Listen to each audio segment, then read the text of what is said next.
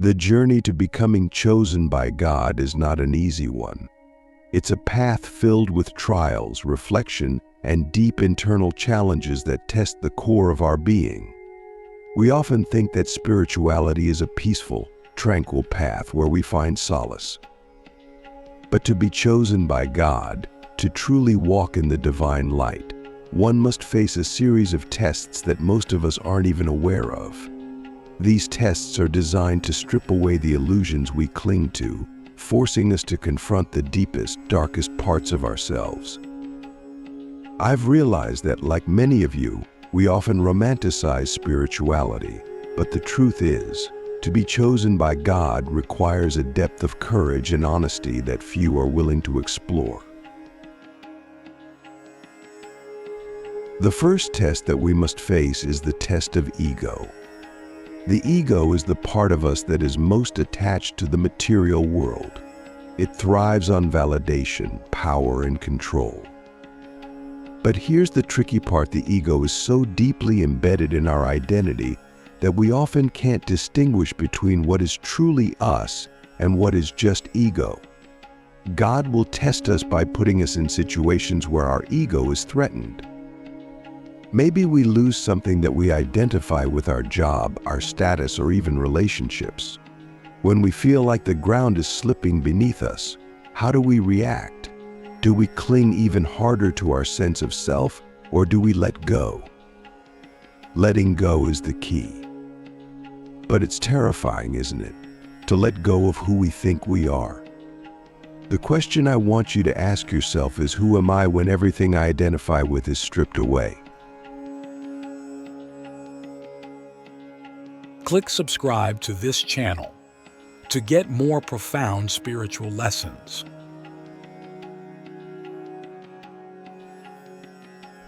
The second test is the test of faith.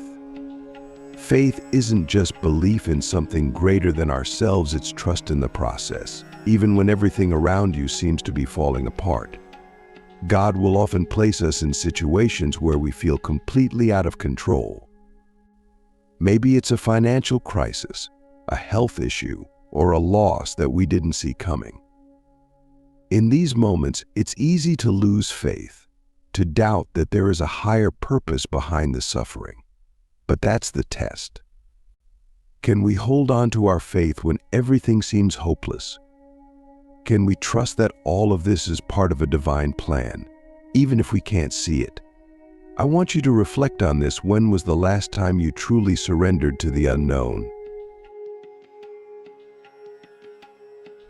The third test is the test of love. We often think that love is something that comes naturally, but the truth is, love is the hardest test of all. To love unconditionally means to love without expectation, without needing anything in return. It means loving those who have hurt us, loving those who are difficult to love, and loving ourselves even when we feel unworthy. God will put people in our lives who test our capacity for love. Maybe it's a family member who triggers us, a friend who betrayed us, or even a stranger who challenges our beliefs. The question is, can you love them despite the pain? This is where most of us falter because our love is often conditional. But to be chosen by God, we must learn to love as God loves unconditionally, without judgment and without attachment. The fourth test is the test of patience. We live in a world that glorifies instant gratification. We want everything now: success, happiness, love, enlightenment. But God's time is not our time. The spiritual path is long and often filled with moments where we feel like we're not progressing. We get frustrated, we lose hope, and we question whether we're on the right path. But this is where patience comes in. Patience is the ability to wait without anxiety, to trust that what is meant for us will come in divine timing. So many of us give up right before we're about to experience a breakthrough because we lack the patience to wait. Ask yourself, how often do I let impatience sabotage spiritual growth?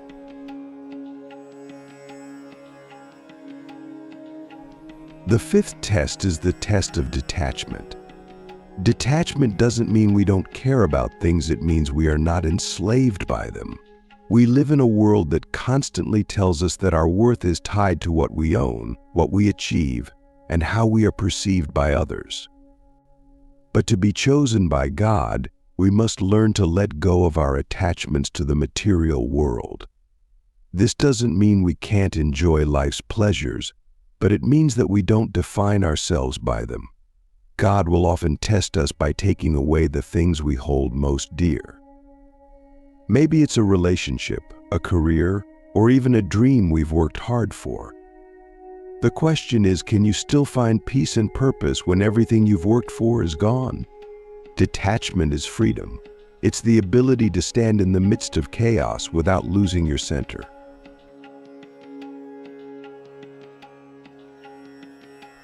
The sixth test is the test of purpose. Each of us is here for a reason, but finding that reason requires deep introspection and often a lot of trial and error. God will test us by placing us in situations where we feel lost or directionless. In these moments, we are forced to ask ourselves, what am I really here to do? The truth is, many of us are living lives that aren't aligned with our true purpose. We follow the path that society has laid out for us, or we chase after goals that aren't truly ours. To be chosen by God means to align with your divine purpose, even if it means going against the grain. It means listening to that inner voice, even when it doesn't make logical sense. The test of purpose is one of the hardest because it requires us to dig deep and be radically honest with ourselves. Are you living your purpose, or are you living someone else's dream? The final test is the test of compassion. Compassion is not just about being kind to others, it's about seeing the divine in every person, even those who hurt us. It's about understanding that we are all connected, that we are all reflections of each other.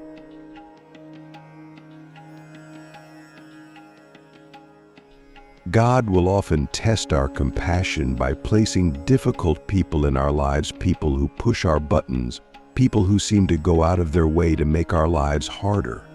But here's the thing, these people are our greatest teachers. They show us where we still have work to do. They show us where we are still holding on to judgment, anger, or resentment. The question is, can you see the divine in the person who hurt you the most? These 7 tests are not easy, and most people will spend their entire lives avoiding them.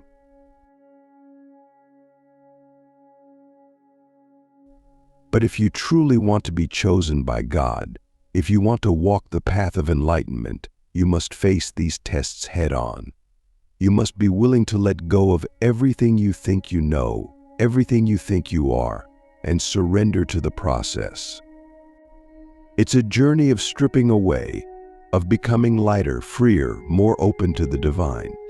And in the end, if you pass these tests, you will find that you are not the one who is chosen by God, you are the one who chooses God. As we move deeper into this journey, I want to remind you of something essential. These spiritual tests are not meant to break us, but to rebuild us. They are the fires through which we are purified. When we face these tests, it's not about passing or failing in a conventional sense. It's about transformation. Each test is designed to burn away the parts of ourselves that no longer serve us, the parts that keep us from fully embodying our divine potential.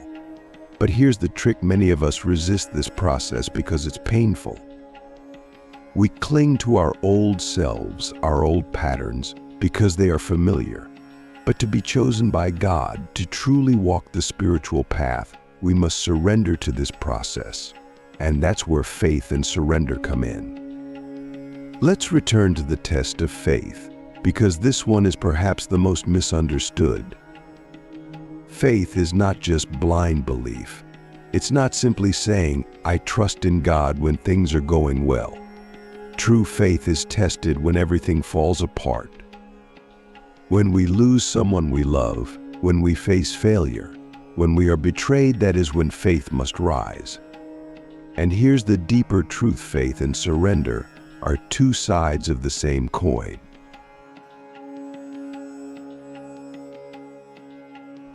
You cannot have true faith without surrendering. Many of us say we have faith, but we still try to control the outcome. We pray, but we are secretly attached to things turning out a certain way. We say, "I trust in God," but deep down we are terrified of letting go.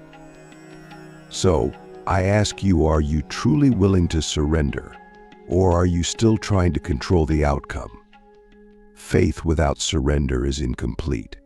It's like standing at the edge of a cliff, knowing you need to jump, but holding on to the rocks because you're too afraid to trust that you'll be caught. The spiritual path demands that we leap, that we let go of the need to know what's going to happen next. And that's terrifying, isn't it? To surrender means to let go of your plans, your expectations, your need for certainty. But here's the mystery: when you truly surrender, you realize you were never in control to begin with. God was always guiding the process. It's just that we spend so much time resisting, so much time trying to orchestrate our lives, that we miss the divine flow that is constantly carrying us. Now let's consider the test of patience, because this one is intimately connected to faith and surrender. Patience is the ability to wait without anxiety.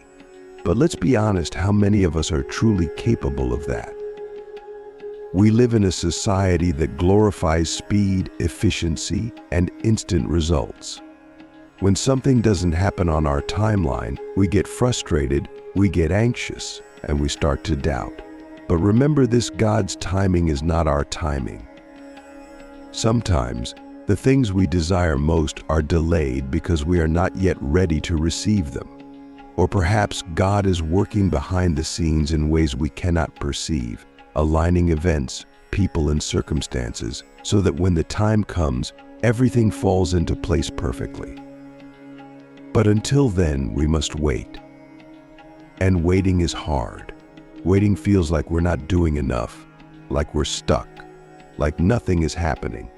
But in reality, the waiting period is one of the most spiritually fertile times of our lives. It's during the waiting that we grow, that we learn to trust, that we are refined. Think about the times in your life when you were forced to wait. Maybe it was waiting for a relationship to heal, waiting for a career breakthrough, waiting for clarity on your path. How did you handle that waiting? Did you become impatient, frustrated, or bitter? Or did you use that time to deepen your faith, to surrender to the unknown, to trust that everything was unfolding exactly as it should? I want you to ask yourself, how do I handle the spaces in between, the moments when nothing seems to be happening? The waiting is a test. It's a test of our ability to trust the process, to trust that the universe is working in our favor even when we can't see it. It's a test of our patience, our faith, and our surrender. And when we pass this test, when we learn to wait with grace, we find that what we were waiting for is often far greater than what we had originally imagined. Now let's delve deeper into the test of detachment. This is perhaps one of the most challenging tests for many of us because it requires us to break our attachments to the material world, to our identities, and to our desires. But what does detachment really mean? It doesn't mean that we stop caring or that we become indifferent. It means that we learn to love without clinging, to desire without attachment, to engage with the world without being enslaved by it. Detachment is freedom. It's the ability to live fully in the moment without being weighed down by the past or the future. But here's the paradox: most of us are terrified of detachment because we think it means losing something. We think that if we let go of our attachments, we will lose our sense of self, our sense of purpose, or the things that bring us joy. But in reality, detachment is the path to true liberation. When we are attached to things, whether it's people, outcomes, or material possessions, we are in bondage. We are constantly living in fear of losing those things. But when we detach, when we release our grip, we find that we are no longer controlled by fear. We are free to love, to give, to experience life fully because we are no longer defined by what we have or what we achieve. God often tests our capacity for detachment by taking away the things we are most attached to. It could be a relationship, a job, a dream, or even our health. And when these things are taken from us, how do we respond? Do we fall into despair, or do we see it as an opportunity to practice letting go? The question I want you to reflect on is, what am I most attached to, and how would I cope if I lost it? The deeper truth is that everything in this world is temporary. Our possessions, our relationships, even our bodies, they are all fleeting. The only thing that is eternal is the divine within us. And so, the test of detachment is about learning to find our identity in that which is eternal, rather than in the things of this world. It's about learning to live in the world without being in the world. Finally, we come to the test of compassion. Compassion is the ability to see the divine in everyone, even those who hurt us. It's easy to be compassionate towards those who are kind to us, towards those who share our values and beliefs. But true compassion is tested when we are faced with people who challenge us, who trigger our wounds, who make us question our own worth. And here's the thing, those people are often our greatest teachers. They show us where we still have work to do, where we are still holding on to judgment, resentment, or anger.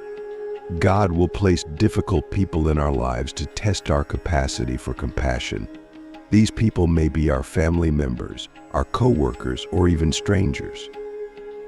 And in those moments when we are triggered, when we feel the pain of betrayal or rejection, we are being asked, can you still see the divine in this person?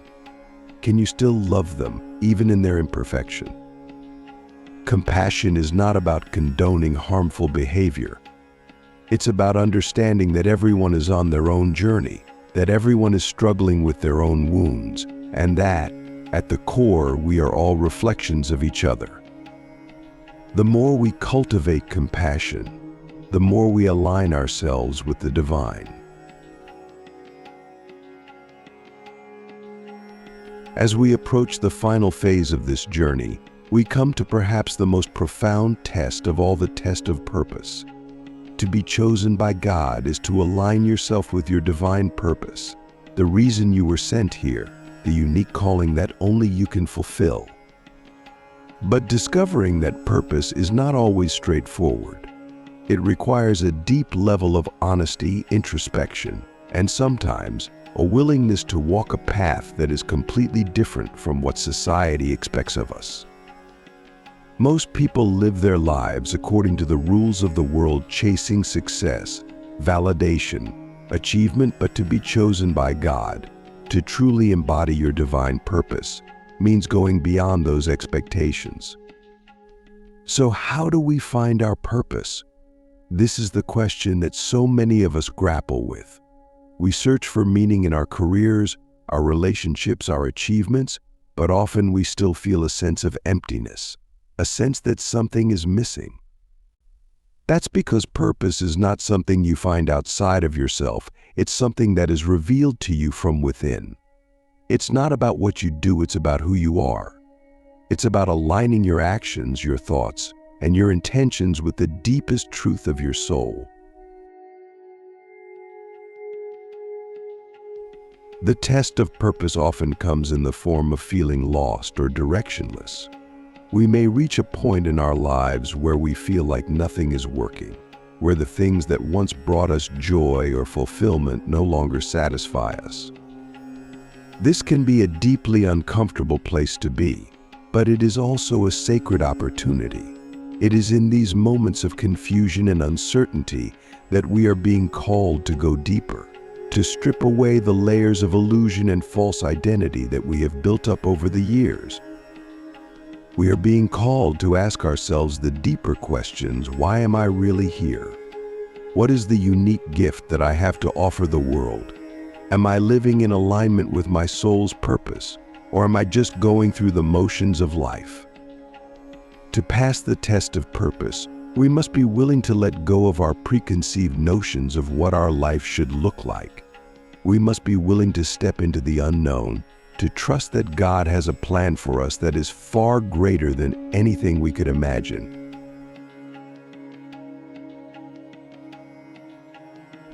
But here's the challenge: most of us are afraid to surrender to that plan because it often requires us to make sacrifices. It may require us to leave behind a career that we have invested years in, to walk away from relationships that no longer serve us, or to confront parts of ourselves that we have been avoiding.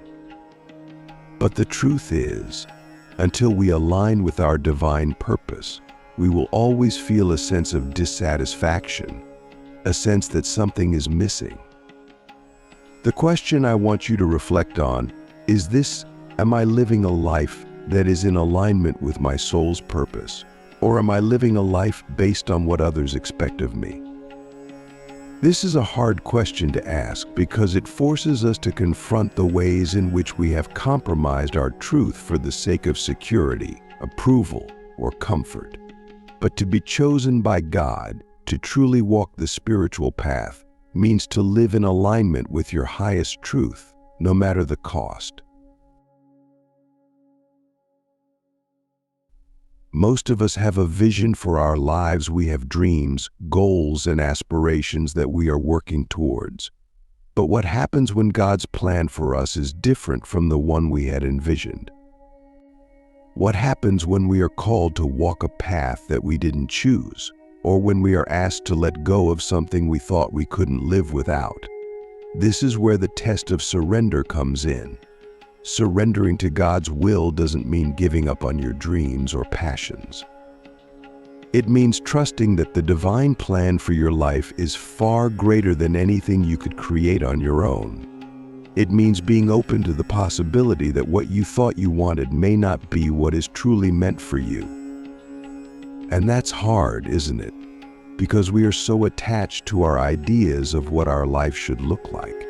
We cling to our desires, our goals, our version of success, and we resist anything that challenges that vision.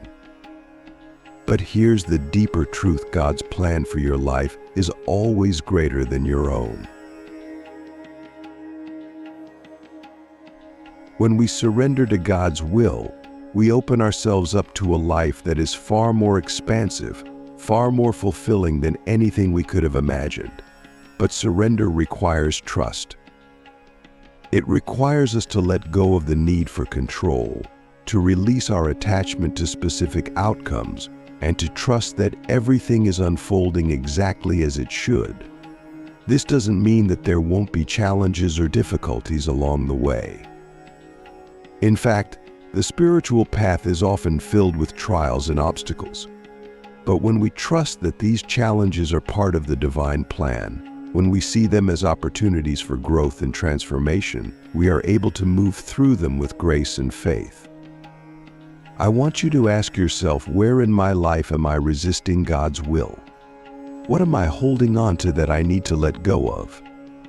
These are not easy questions to answer because they require a deep level of honesty and self-awareness. But to be chosen by God means to live in alignment with the divine will, to trust that God knows what is best for you, even when it doesn't align with your own desires. Now, let's explore the final aspect of this test: embracing your divine purpose. Once you have surrendered to God's will, you will begin to see your purpose unfold in ways that you could never have anticipated. You will be guided step by step towards the path that is meant for you. But here's the thing: living your divine purpose often requires courage. It requires you to step outside of your comfort zone, to take risks, and to trust that you are being supported by the divine every step of the way. Many of us have glimpses of our purpose, but we are afraid to fully step into it because it feels too big, too overwhelming. We doubt ourselves, we doubt our abilities, and we question whether we are truly capable of fulfilling the mission that has been given to us. But the truth is, if God has chosen you for a particular purpose, then you have everything you need within you to fulfill that purpose. The question is, are you willing to step into your power?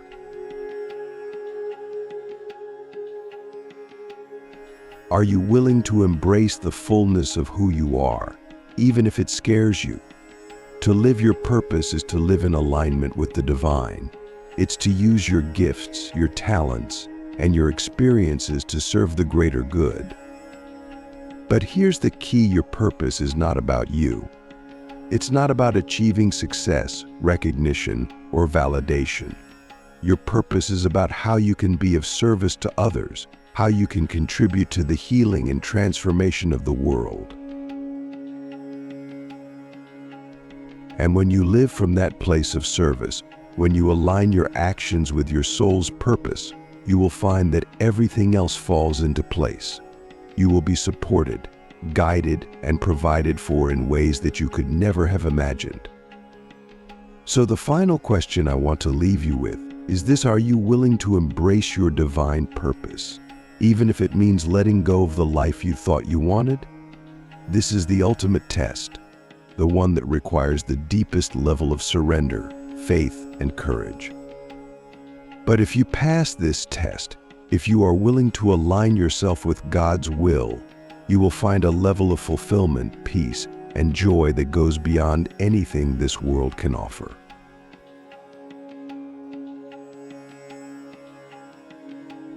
In the end, these 7 spiritual tests are not about achieving perfection. They are about becoming more aligned with the truth of who you are, more connected to the divine, and more open to the flow of life. To be chosen by God is not an external event, it is an internal process of awakening, of remembering who you truly are, and of surrendering to the divine plan for your life.